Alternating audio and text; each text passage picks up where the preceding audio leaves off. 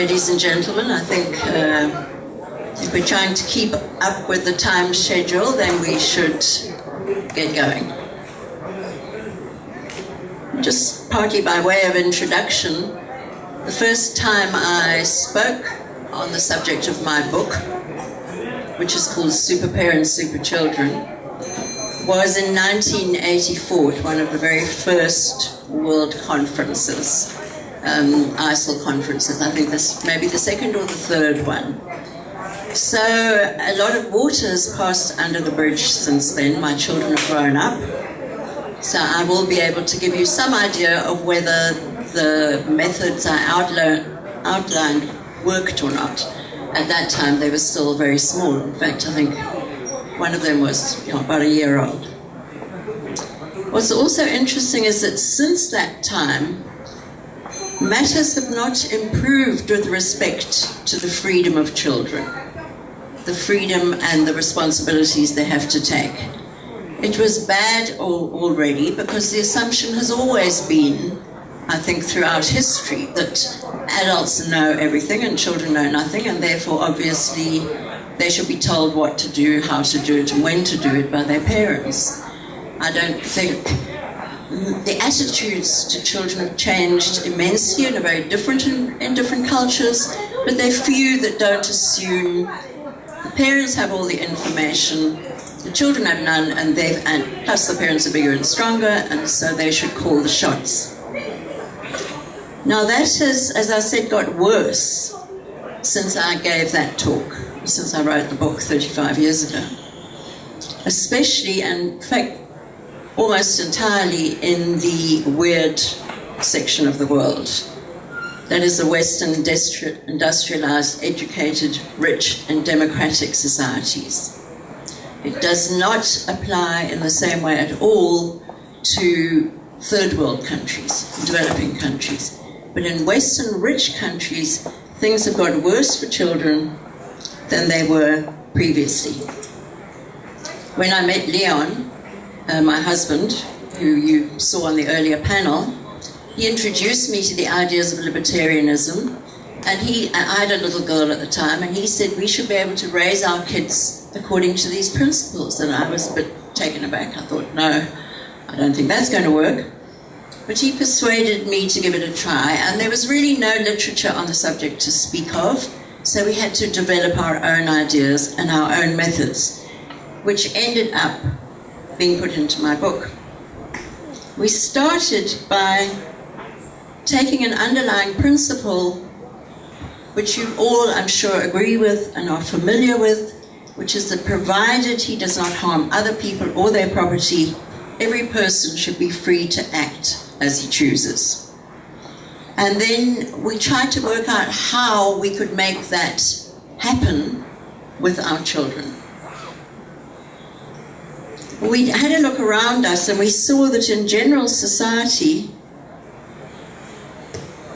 in most cases, at that time, not so true anymore, the parents had all the rights and the children had none. And that was the authoritarian model. In some cases, increasingly so now, in the weird societies, the children had the rights. And the parents didn't have very many. And that we called the permissive model. And then, unfortunately, more often than either of those being consistent, would be a sort of muddledy mix of both. Sometimes the parents would be completely authoritarian, but every now and then would give up when things got too difficult. In other cases, the permissive parents would lose their temper and lay down the law when they couldn't stand their kids just riding roughshod over them anymore. And so you'd have a completely arbitrary situation, which in some ways is worse than having the extremes. Because when kids never know what's going to happen, they can't measure they just become confused. They have no guidelines, on which to work.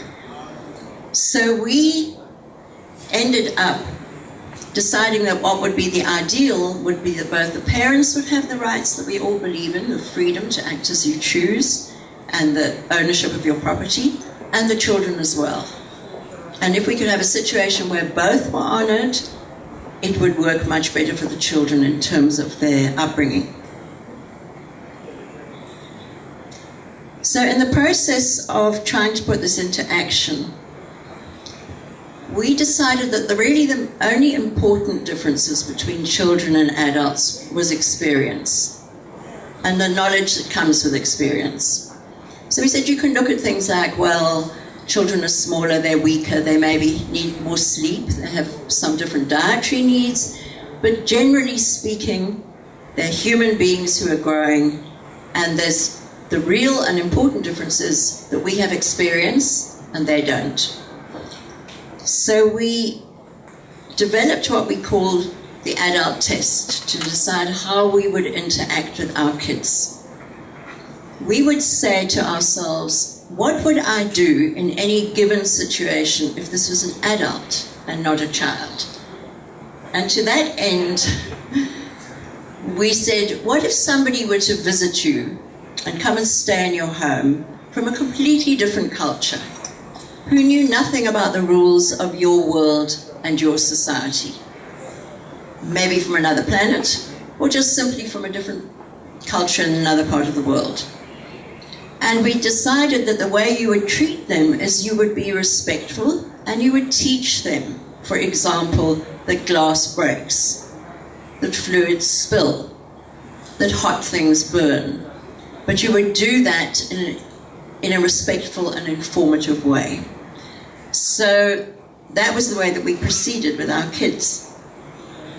Really, in essence, children learn, all people learn by example, and that might be the example of their peers or their parents, and they learn by experience, what they experience in their lives. So if you don't respect their rights, or if you don't require that your own property rights are respected, they get that example, which is a bad example, which they follow. On the other hand, if you are respectful of them and you teach them to be respectful of you, they learn both by example and experience to behave in a better way.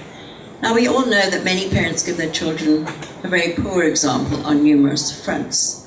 They have bad temper control, they tell them what they must do with their toys, how they must treat them, they have no respect for their property rights, and so it goes. Also with the exercise of your own freedom, any child grows in confidence as they learn to take control of their own lives. And in fact, we know, don't we, that if you have these terrible tantrums with the 2-year-olds and so on, it's usually when you're trying to make them do something they don't want to, and their own will and their desire to control their own environment comes up against your desire to control them, and then you have a clash of wills. But if right from that early age onwards you explain and respect, if necessary pick them up and move them if it's a matter of danger, you will find that we actually, I must say, in the course of raising our children, we enjoyed them really very much and had none of the problems that our friends were having with their kids. And that was why I wrote the book, because they said to us, what are you doing? Why are your children so nice? So nice to have around. They're respectful, they behave well, they keep themselves amused, they don't make demands, and they're just really nice kids. But I wasn't sure, of course, how they would be in the end, which I will tell you later. Now, we allowed our kids to eat what they wanted, to choose their own food, to go to sleep when they wanted, to do their homework or not. What we didn't do was protect them from the consequences. So if they didn't do their homework, we didn't send a letter to the school teacher giving them an excuse. They had to explain themselves. My oldest daughter got a new party dress, and it was the middle of winter and she wanted to wear it to school. And I said, you know, you're going to be very cold. And no, she was determined, so off she went. When she came home later that day, I said, how was your day? She said, I was very cold. So, it's a simple principle. We let them learn by experience the consequence. There are, however, a couple of things I just want to mention, because complete freedom obviously can raise problems around, for example, sugar addiction. There's so much sugar in our society, and sugar is very addictive for any of you who are into diet and know about it. So in our home, we just did not have that available to our kids. We didn't eat it, and it wasn't available to them. They went out to parties with friends, then they ate it. And as adults now, none of them are sugar addicts, I'm pleased to say. Also, the issue of computer games, I think, is a new problem that our children didn't have. But the research, and I'll go on to that in a little while, indicates that if children are free to go outside and play with their friends, they prefer that to playing a computer game or watching TV. So the fear of addiction to computers is probably exaggerated.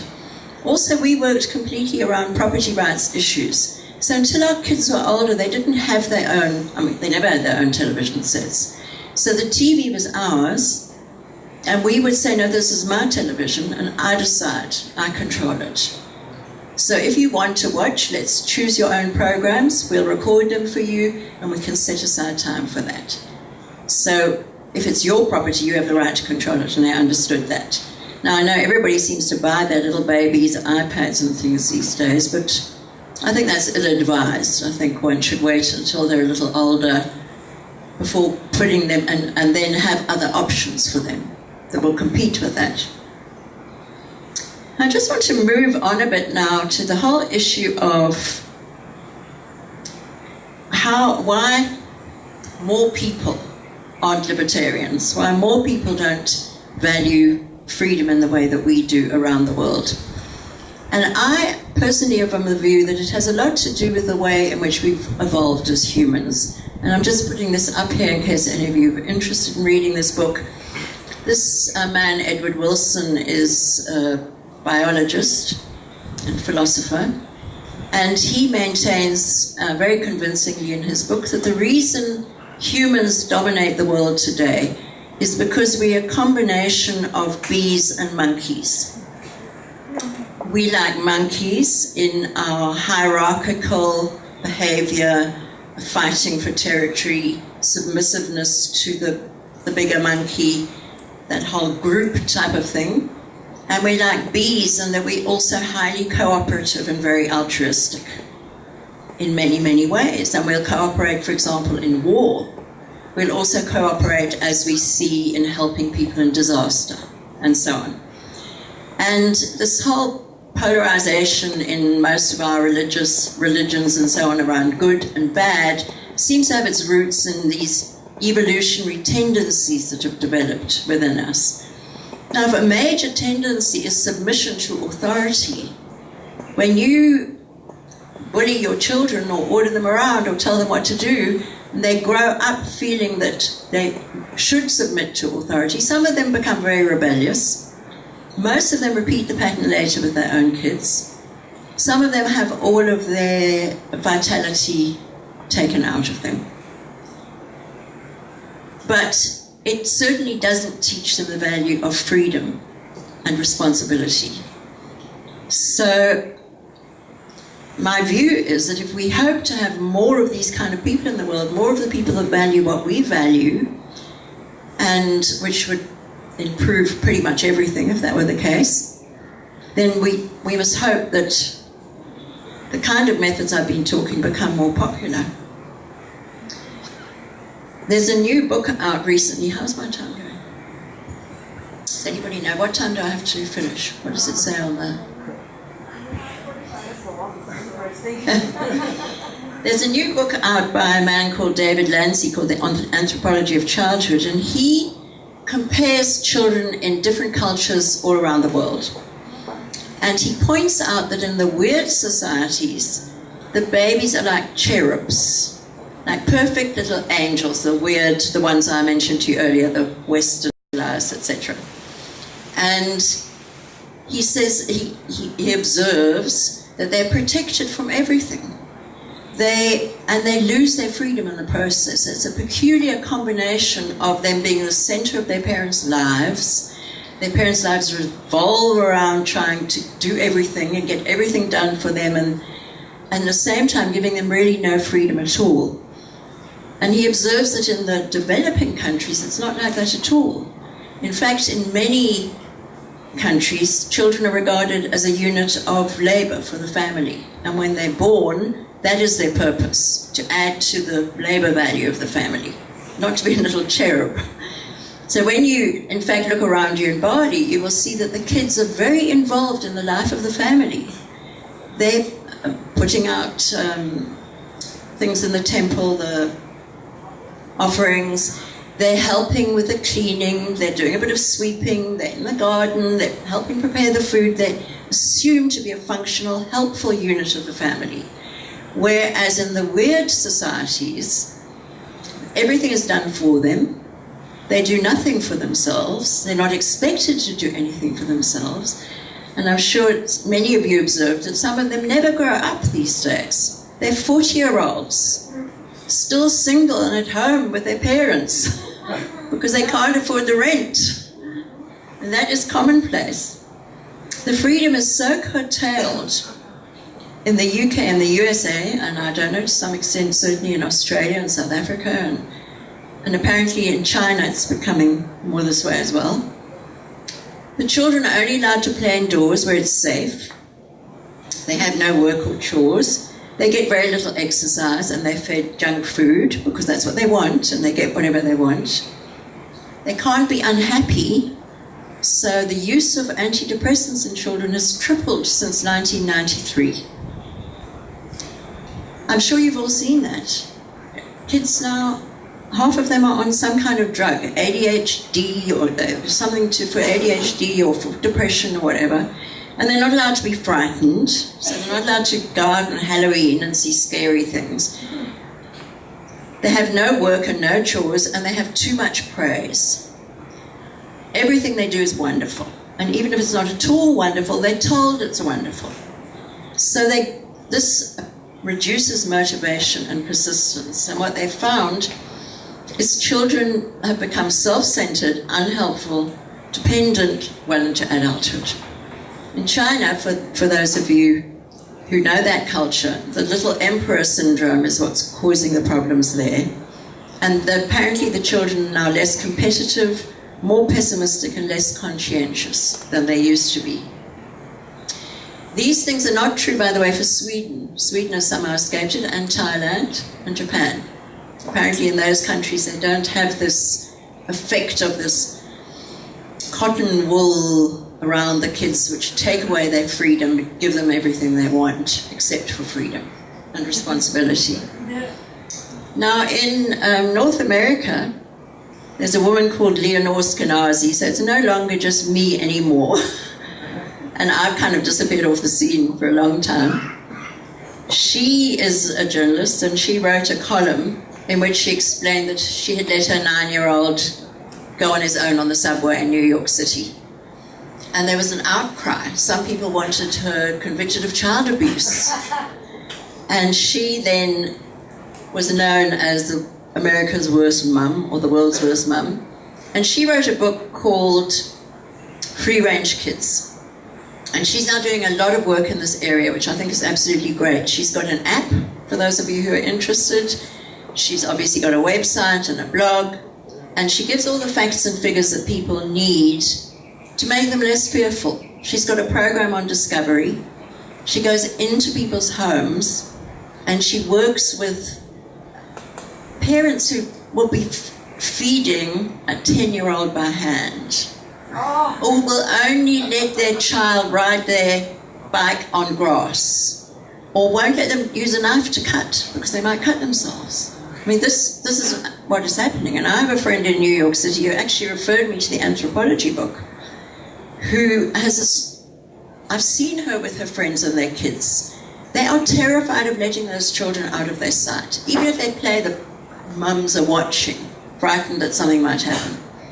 She gives all the facts. You know, one of the very great fears that people have is that the child is going to be abducted. And I don't know if that's true in your countries, but it's very strong in the United States and the UK. It's pretty strong in South Africa. She points out, as do others, that only 3%, well, first of all, The child molestation and murder has declined since 1976 to now. So it's less likely to happen now than it was when I was a young woman. That only 3% of abductions are by strangers. 70% are by family members, and the rest by family friends. She says to parents, what do you think is more likely, that your child will be abducted or that he'll have a heart attack? And they say abduction, but a heart attack is much more likely. And you know how unlikely a heart attack is. So she tries to help people get over their fears. I thought a little bit about why people are so fearful. Oh, I don't know what's happened to my other slide. Oh. And I thought that I too have been a victim of that fear. I felt it. Even my kids are grown up, so it's not relevant to me. But I thought if I had children, I was. And I think the reason is because we're attracted to bad news, we know that. And with the social media and international television, a child gets abducted somewhere in the UK or America, and the whole world is bombarded with a story. Not just then, but for years subsequently. It's what Kahneman talks about in Thinking Fast and Slow. Absolutely wonderful book. If any of you are interested in learning about how your brain works and how the unconscious mind dominates really everything that we do. And we're completely delusional about our sense of control over our lives. He says that when something is repeated, our brain doesn't distinguish between truth and familiarity. If we've heard something often, if it comes quickly to mind, our brain thinks it's true. Our conscious mind thinks it's true. If you remember something easily, you believe and think it's important. So the media feeding frenzy, and I think the same thing applies to what they were talking about in the earlier session about global warming and HIV/AIDS and the violence in the Middle East at the moment. That there's this feeding frenzy on the media, and those images go into your unconscious mind because that's where we perceive it. And you believe something's true if everybody says so. So everybody says there's global warming. Everywhere you hear it. I mean, I'm totally confused on the subject at this point, and I simply don't know. But I've heard many people say it's happening, and many people say it isn't. And I don't know enough to read the science properly for myself. Peter Gray, he has written a book called Free to Learn, and he points out that if children don't play, they don't learn. And if you look at every mammal you can think of, the babies play. That's how they learn. We see that in every animal. And they imitate the parents. And let's think about monkeys, because they're the closest to us. They play wildly when they're little. They run away from their mothers and back again. They imitate what the parents are doing and learn from them, and that's how they grow. Now, in the weird societies, the children aren't allowed to play anymore. In the schools, they're not allowed to have a break time, and if they do, the teacher watches in case somebody gets bullied. When I was young, if you got bullied, your parents said to you, they taught you how to stand up for yourself, or if you were really incapable of doing that for some reason, they would say report it to somebody in authority. But now nobody's allowed to be exposed to bullying. They're not allowed to take any kind of responsibility for themselves. And he says his definition of free play is freely chosen and directed by the participant, undertaken for its own sake, especially out of doors. You see it here in Bali, and we live in Africa, and we're building a house in a little village. And our house is surrounded by some African small holdings. And I see those kids playing freely. They first, when they get home from school, they go out maybe and they get the cattle in, or the goats, or they feed the chickens, or they do tasks around the house and they work with the family, and then they play. And they run around freely, and I have no idea where their parents are, and they're certainly not sitting watching them. So, and I see here as well, in Bali, that the children play. So this is really a first world problem, but it's a very serious problem. Over the past 60 years, anxiety, depression, suicide, helplessness and narcissism have increased dramatically in the weird societies. Suicide for under 15s has quadrupled, and from 15 to 24 it's doubled. And suicide correlates to a lack of control, a sense of control. They feel they have no control over their lives, and they feel helpless. And that causes anxiety and depression. He cites some studies that were done asking students to rate different things they would like for the future. In 1967, 46% of students wanted to be well off monetarily. In 2006, 75% did. The desire to develop a meaningful philosophy of life, 86% valued in 1967 and only 42% in 2006. So the emphasis has moved away from internal growth to getting as much wealth as possible. And it's moved away from actually just letting the kids be and learn in the process of growing up to controlling every action that they take in the hopes that they're going to get into an Ivy League college or whatever the story is. Well, as you get older, most of you are very young in this room, you realize that meaning in life is all that matters. It is meaning that makes life worth living and that gives you happiness. You've heard it often, I'm sure, that it's not money. It is not money. It's a sense of purpose and a sense of meaning that does that for you. And a lot of that meaning comes from individuation, from becoming a complete person on your own who meets your own needs, doesn't require that others do that for you, like your kids, and who allows other people to follow their own path, including your children. Now, just to get to the subject of my children, before I end, I told you I'd speak to them about it. My two girls, I've got three daughters. The one said she has always felt ahead of her peers from an open-minded perspective as a result of her upbringing. My close friends now had similar parents who taught their children to take responsibility for their actions. That's what the one said. The other one said, I'm an independent spirit and a free thinker. I have a strong sense of self-respect and I feel able. Well, that was what I hoped for, really. And the title I had up here in the beginning, Raising Libertarian Children, is inaccurate. It's Raising Free Children. And I think of that as free to think for themselves, to take their own decisions and take responsibility, and not to expect others to, and to respect others' equal freedom. Now, I haven't mentioned my third daughter because she was the one who challenged us most greatly in this respect. Because when she was about 22, she developed schizophrenia. And she's now quite severely ill. She's 36 now. For a while, she was willing to see doctors, and then before she was even, around about the time she was diagnosed, when she was about 27, she said to me, I'm not seeing any more psychiatrists or psychologists. And she was the kind of person, probably because of the way we brought her up, when she made up her mind, she made up her mind, and that was it. She put her foot down, and she was stubborn. So we, in the end, had a choice. Did we use physical force against her and take her to a mental hospital and force her to take medication? Or did we leave that in her own hands?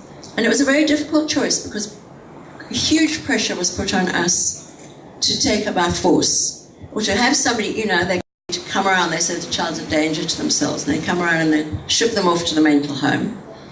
And then, of course, they medicate them against their wishes. So I went through a lot of soul-searching. I did a great deal of reading. My gut feeling was very against using force against her. She was adamant, and at the time when she still communicated with us, which she doesn't anymore, she used to say, you brought me up to be free. Now why are you interfering with me? This is my decision. I'm not going to take the medication. You don't want me to take drugs. Why do you want me to take these drugs? When she still communicated. Anyway, in the end, we left her free.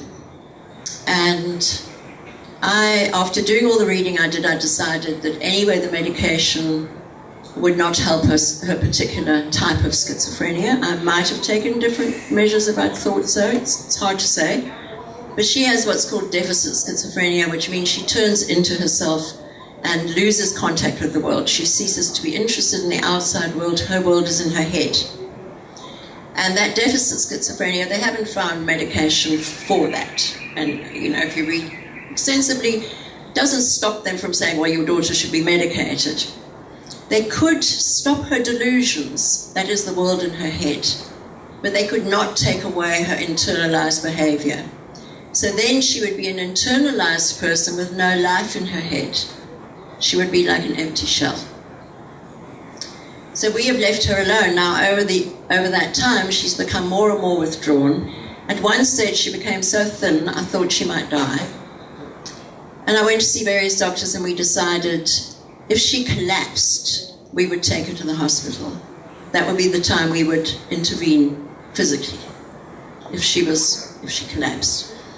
And I set up the process whereby she would be taken in and had letters written to protect us from being accused of child abuse, saying that we'd seen the psychiatrists and so on. It never came to that, thank goodness. She now lives with us. She did live alone for a long time, but the people in the area around her couldn't handle seeing her on the streets. It was too upsetting for them. She wears rags. She doesn't comb her hair.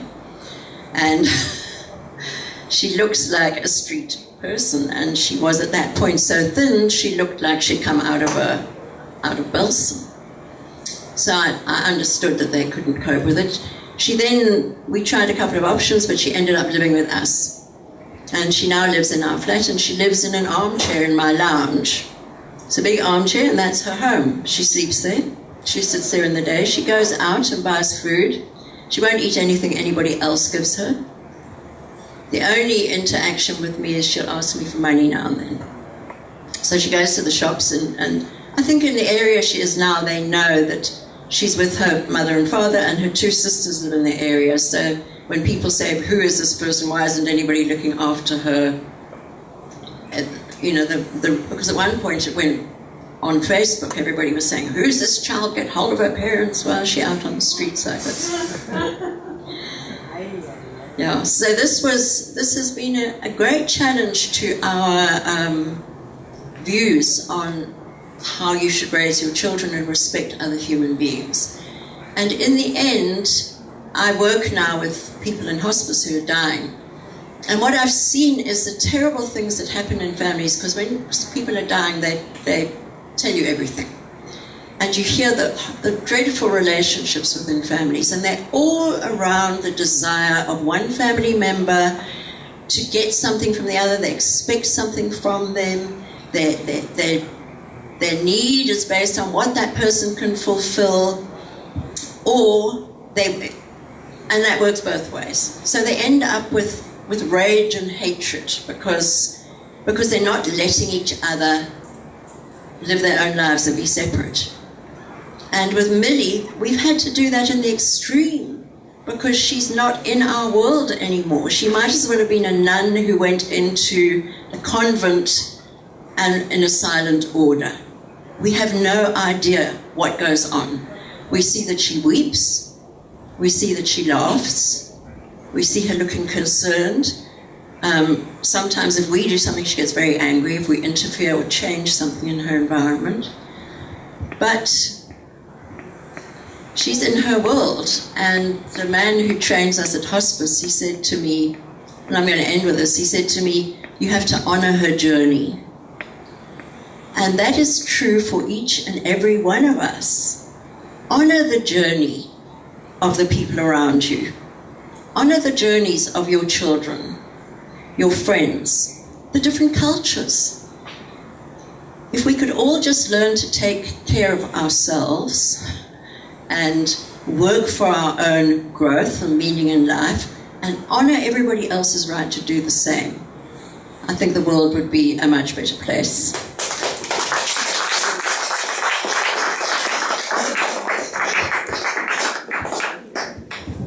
Have about 8 minutes. minutes for questions. Anybody have questions? Yeah, from what age on do you Okay. let them sorry. Nick?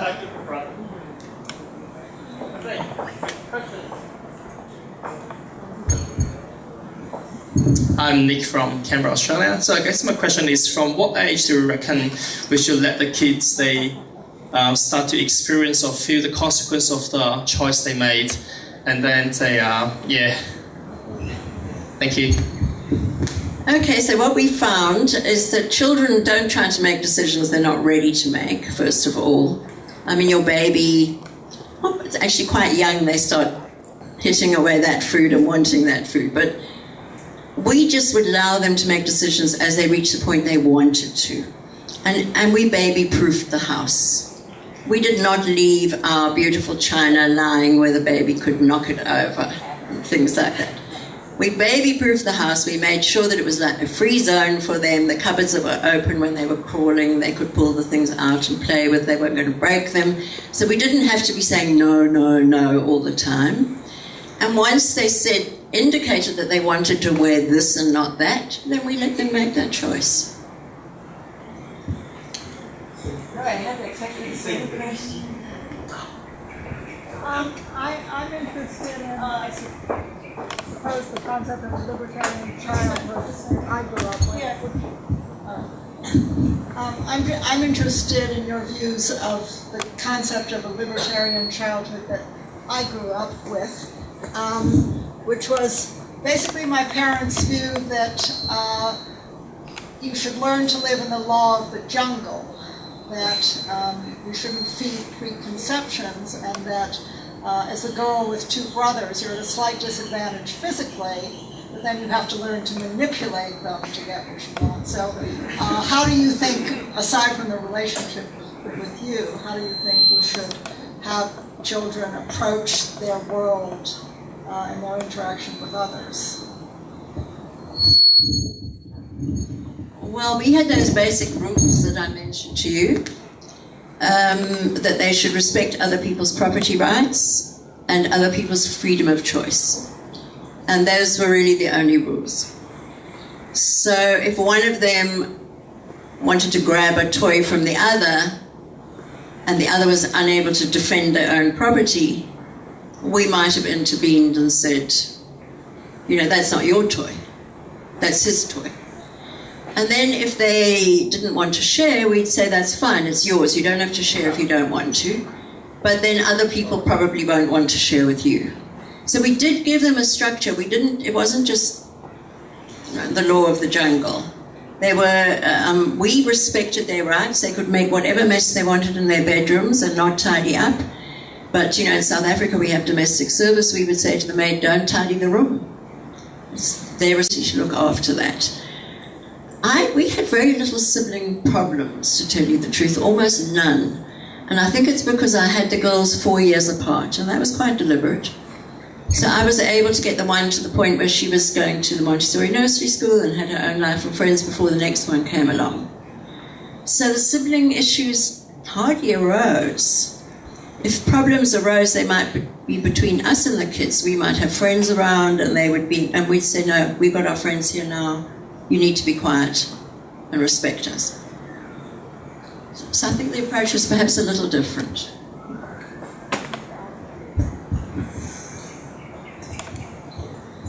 My question is, let's say if a 7-year-old wants to try and smoke a cigarette, and what do you do then? Because you said the example of your daughter wearing this dress and experiencing the cold, but would you allow the 7-year-old to try and smoke, then realize that it's not good for the throat or something? Definitely. They would hate it. It would make them feel terrible. Probably put them off for life. I definitely wouldn't stop them from having a drag at a cigarette. But we wouldn't be smoking in the home, so we tried to be an example of what we were telling them not to do. We didn't say don't eat sweets and then sit and eat a box of chocolates, We tried to be consistent. I smoke, therefore I am asking this. So yes, but she would hate it. It would probably make her ill. Kids probably hate it, yeah. Yes. So my wife is a Montessori teacher, and I agree with a lot of what you said. And I think as far as kids, if kids want to learn something, they should be free to explore that. Okay, I'm not sure exactly what my question is, but I think some libertarian parents just want to be a friend to their child, and the child can do whatever they want, and the parent is just there to help them. I kind of feel that as a parent, I'm not a friend, I'm a parent. And so my daughter is only 2, but she has a schedule that we follow. And if I think that she cannot have something, I will say you cannot have it, and she can cry, but I will not give in. Okay, I'm not sure exactly what I want to ask you, but what is your feeling about, is a parent just a friend? Or does being a parent mean something different? I mean, aside from obligations, in terms of discipline, does that make sense? Yes, I don't think a parent is just a friend at all. I think that's that permissive attitude, or that modern attitude, that's giving such a lot of trouble in the US, where the kids are not just friends, but they're the most important person in the room. So I see my American friends, if they're having a conversation with a girlfriend and the child comes up and interrupts, they stop. And speak to the child. And I think, would you do that if it was an adult from another culture in your home? No, you wouldn't. You'd say, in our culture, we don't interrupt. We wait till the people have stopped speaking, and then we ask our question. So, I don't think you're just a friend, and you have a huge amount of experience and knowledge that they don't have. And I think your job is to encourage them to grow and develop and take responsibility and do things for themselves, and to help them in the process. However, I wouldn't say, no, you can't do that. We didn't do that with our kids. If it was a 2-year-old and we made sure that the plugs were safety proofed, for example, so we didn't need to say no. We made sure that they were in an environment. Had one of them started wandering into the street, we would have grabbed them and pulled them back. But as far as we're concerned, that's the adult test. If you had an old mother who was half blind and she started wandering, you'd also grab her and put her back. Somebody was deaf or whatever. So, however, if you've decided you're going to have certain rules and regulations in the home, and you're going to require certain types of behavior, then I think the important thing is consistency. I don't think I think if the children feel loved and they feel secure and they know what's going on and safe, that approach, especially if you're a Montessori teacher, you're certainly allowing them to be self-directed. I don't think that's a serious issue at all. It's the inconsistency that's the problem. You see the parents, no, and then when the child's whined for the 8th time, they give them what they want. That I think is a problem.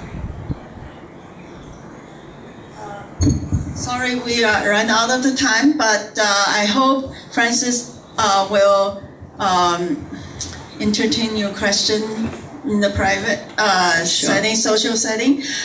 Thank you very much. But I just have a small testimony. Before we had our daughter, you met her, Ken and I read Francis' book, because we are determined to learn how to raise a libertarian child. So now the product is here. I'm not joking. One thing is so important to us, because we decided that we don't want our child to drink soda, Coca-Cola, Pepsi, whatever. So we made the decision we don't have that at home.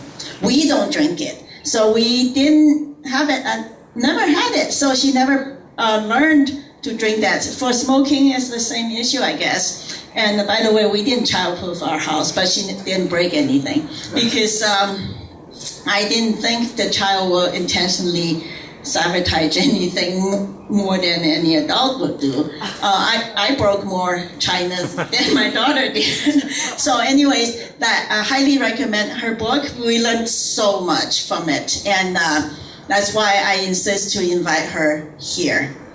Thank you.